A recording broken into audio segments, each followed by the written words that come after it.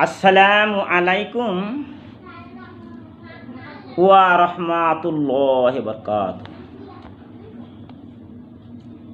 আজকে যে বিষয় আমি আলোচনা করতেছি সেটা হইতেছে দিনদার ও দুনিয়াদারের মৃত্যুর নমুনা। যারা ভালো কর্ম করে তাদের মৃত্যু কিভাবে হয়, আর যারা খারাপ কাম করে তাদের মৃত্যু কিভাবে হয়, ওই বিষয় আজকে আমি আলোচনা করতেছি। বাদশাহ সর্বশ্রেষ্ঠ ঘোড়ার উপরও সোয়ার হয়েছিল, তেও অহংকারী বাদশাহ আছিল।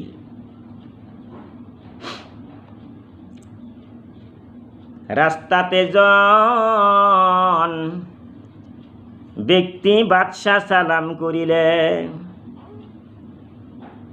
বাদশাহ যেতিয়া রাস্তা দি যাবলৈ ধৰিছে, ঠিক সেই সময়ত এজন মানুহ অচিনাকি, তেওঁক চিনিব পৰা নাযায়। সেই মানুহজন বাদশাক সালাম কৰিলে, আসসালামু আলাইকুম এনেকৈ বাদশাহ সালাম কৰিছিলে। সেই মানুহজন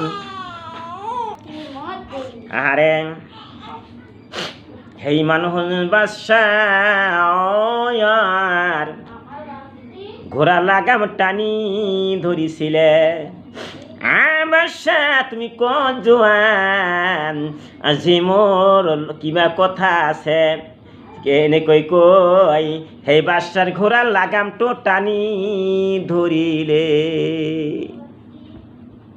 বাদশাহ সেই মানুহজনক ধমক দিছিলে আৰু লাগাম চাৰিবলৈ ক'লে।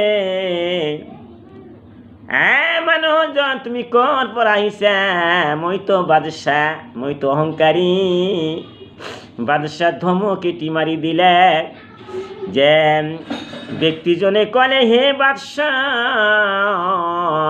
মই মানুহ নহওঁ, মই এজন মালিক। সুবহানাল্লাহ। আমাসকল সেই মালিকে তোমালোকৰ ওচৰত আহিব, মোৰ ওচৰত আহিব। সেই কথা চিন্তা কৰি 5 ওয়াক্ত নামাজ পঢ়িবা। বাদশাহে ক'লে, আচৰিত কথা, এই মানুহজন ক'ৰ পৰা আহিলে? আহি কৈছে, মই মালিকেল মউত। বাদশাহ চিন্তা কৰিব ধৰিলে, এইজন আজৰাইল হ'ব, মোৰ জানটো কবজ কৰি লৈ যাব। বন্ধুসকল, ইমান ধুনীয়া আৱাজ শুনিব, মই তোমাৰ জান কবজ কৰিম। আহাৰে আজৰাইল ক'লে, এতিয়া আৰু দেৰি নকৰিব, যে তৎক্ষণাত লগে লগে মই তোমাৰ আত্মাটো কবজ কৰি লৈ যাম। বাদশার রং বিগড়াইয়া গৈছিল। এনেকুৱা ৰং নাছিল। আগত যেনেকৈ অহংকাৰী ভাৱ আছিল, আগত যেনেকৈ শক্তিশালী আছিল, এতিয়া বাদশাৰ ৰংটো বিগড়াইয়া গেছে, পৰিৱৰ্তন হৈ গেছে। আগৰ সেই ৰং আৰু নাই। বন্ধুসকল, বাদশাহ ক'লে, হে আজৰাইল, মোক অলপ সময় দিয়ক, মোৰ ঘৰৰ ল'ৰা ছোৱালী আছে, তেওঁলোকক দেখি মই আকৌ তোমাৰ ওচৰত আহিম। মোৰ বন্ধুসকল, চিন্তা কৰক, আৰু কি সময় দিব? কেতিয়াও নিদিব নিভাৰ, কেতিয়াও নিদিব। আৰে বাদশাহ মানে কাগতে মেতে কৰিছিলে, কিন্তু সেই আজৰাইল তেওঁক সময় না দিলে। আজরাইল করে, বাদশাহ আৰু সময় নাপাবা, তুমি বহু সময় তোমার আছিল, তুমি অহংকারী করেছিলা, তুমি দুনিয়া দুনিয়া করেছিলা, দুনিয়ার মহব্বত তোমার অন্তরের ভিতৰত আছিল। এতিয়া মই আৰু সময় নিদিওঁ। যদি তুমি ঘৰলৈ যোৱা, তোমাৰ ঘৈণীয়েক, তোমাৰ ল'ৰা ছোৱালী তুমি দেখিবা, তুমি মহব্বত পৰি যাবা, দুনিয়াৰ মহব্বত পৰি যাবা, তুমি আৰু আজিৰ কথা মনত নেপেলাবা। এতিয়াই তোমাৰ হতান্ত কবাজ কৰিম। এই কথাখিনি কৈ আজরাইল আজরাইল এই বাদশার জানটো কবাস কইলে ওই বাদশা অহংকারী বাদশা কাঠোর ধরে ঘোড়ার পরা মাটিতে পড়ি গল লগে লগে বাদশার জানটো কবাস হয়ে গেল, আত্মা টুরি গল।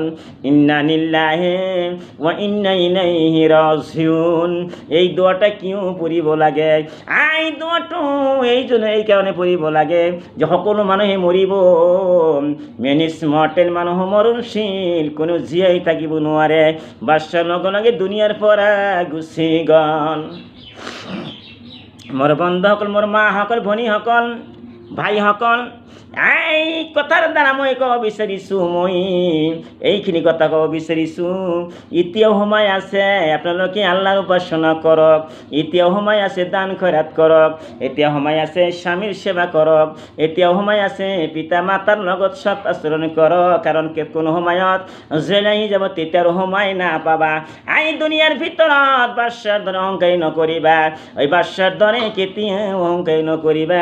ইমান শক্তিশীল বাদশা কেনেকৈ মৃত্যুবৰণ কৰিলে এইখিনি কয় মোৰ বক্তব্য সমাৱনি মাৰিলো। উখিৰু দাৱানা আনিল হামদুলিল্লাহি ৰব্বিল আলামিন।